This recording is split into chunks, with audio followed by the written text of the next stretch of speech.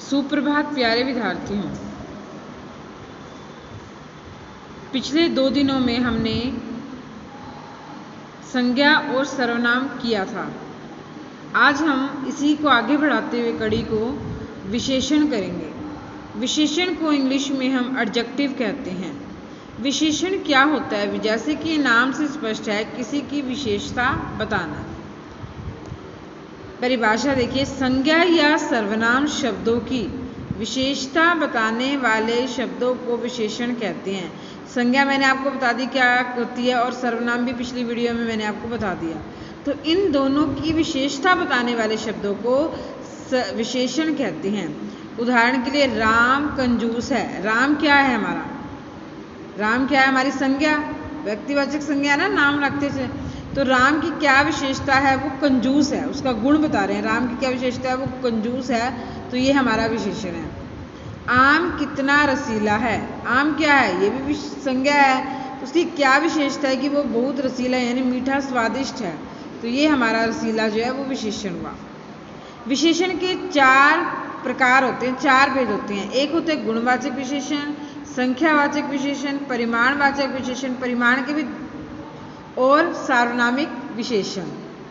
गुणवाचक विशेषण क्या कहते हैं? जो विशेषण शब्द संज्ञा या सर्वनाम के गुण, दोष, स्वभाव, रंग आदि के बारे में बताते हैं, वे गुणवाचक विशेषण कहते हैं। यानी जो उसके गुण के बारे में बताएं, उसका दोष के बारे में बताएं, उसके स्वभाव के बारे में बताएं, वो गुणवाचक विशेषण है। जैसे झलक मोटी हो गई है, तो झलक का क्या गुण है? कि वो मोटी हो गई है।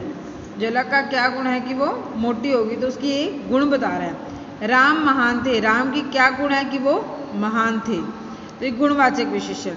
संख्या होता है काउंटिंग, जैसे कि नाम है संख्या, यानी मैथ में कहते हैं ना, संख्या लिखो, काउंटिंग लिखो। जो शब्द संज्ञा या सर्वनाम की संख्या का बोध कराते हैं, उन्हें संख्यावाचक विशेषण कहते हैं। जैसे मेज पर 2 टोकरियां हैं।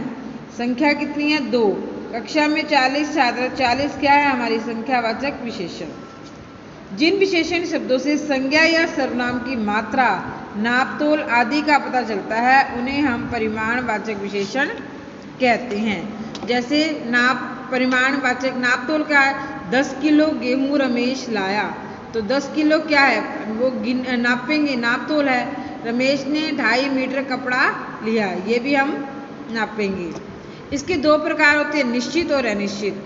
जिसमें निश्चित हो, यानी कपड़ा चाहिए 4 मीटर कपड़ा, तो निश्चित अभी 4 ही चाहिए, कम ज़्यादा नहीं चाहिए। 2 किलो आम, तो आम 2 किलो चाहिए, कम ज़्यादा नहीं चाहिए, वो निश्चित परिमाण आता है। जिसमें अनिश्चित है, जैसे थोड़ा शरबत लाओ, पता नहीं कितना है, आधा है, पूरा है, तो ये हो गया अनिश्चित परिमाणवाचक। अगला है सार्वनामिक विशेषण।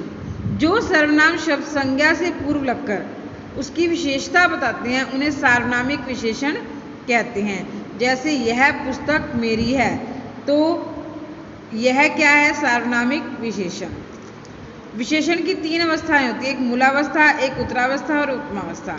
अब मूलावस्था क्या कहते हैं? विशेषण का वह रूप जिससे विशेष्य की तुलना नहीं की जाती।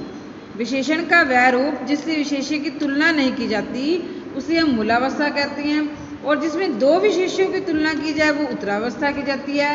और जो सबसे बढ़कर विशेषता बताता है, बेस्ट, तो वो उत्तमावस्था होती है। ये मैंने आपको दे रखी है, मूलावस्था, उत्तरावस्था, उत्तमावस्था। अधिक, अधिकतर, तम, यानी उत्तरा में तर लग जाता है और उत्तमा में तम लग जाता है। मूलावस्था तो वही होती है, सेम। कटु का कटु, तो पीछे लग गया तर, और तम, उत्तमा में तम लग गया। तर, चतुर्तर और चतुर्थम, पीछे तर लगता है उत्तरा में, उत्तमा में तम लगता है। Thank you.